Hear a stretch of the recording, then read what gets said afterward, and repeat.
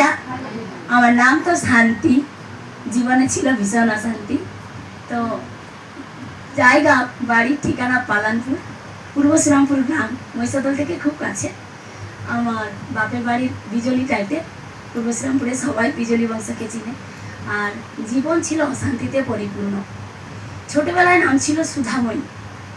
মা পরবর্তী দিনে জানতে পারে ওই যে ঠাকুরের আমরা আরাধনা করতাম, যে সুধার নাকি প্রচুর দুঃখ।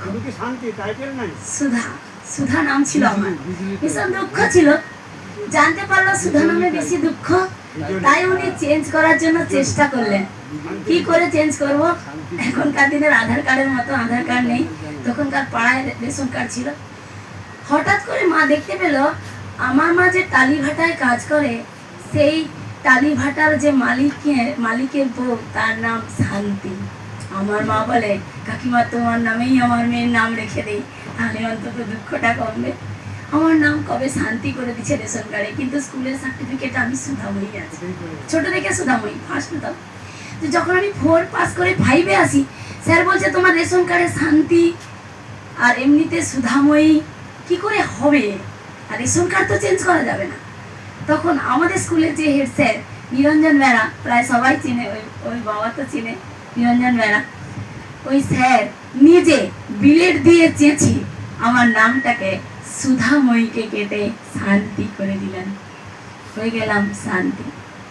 জীবন ছিল আনন্দের, দুঃখের মাঝে সুখ। আমার মা, আমার বাবা, আমার দুটো দাদা, আমি খুব সুখী পরিবার। হঠাৎ জীবনে আসে অশান্তি। প্রচুর গরিব পরিবার, কিন্তু আনন্দে কাটতো দিন।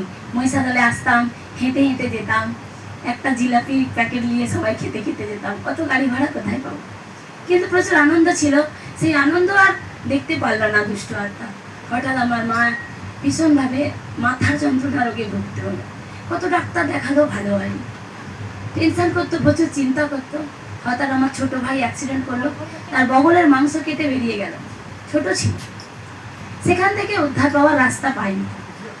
কিন্তু যখন আমার মা যিশুকে চিনতে পারেনি, আমার দাদার কানে চিচি করে, জলে ডুবে থাকলেও চিচি করে, শুলেও চিচি করে, ডাক্তার দেখিয়ে দেখিয়ে হাল্লা, কিন্তু ঠিক হয়নি। আমার মা পড়েছে বেপাকে, চিন্তায় এখানে যায় ওখানে যায়। সেই সময় আমাদের মহিষাদলে মাস্টার প্রতুল দাস, তখন আমি ছোট, হাত কাটা একটা, উনি প্রচার করতেন। আমার মা ওনার কাছে গেছিলেন।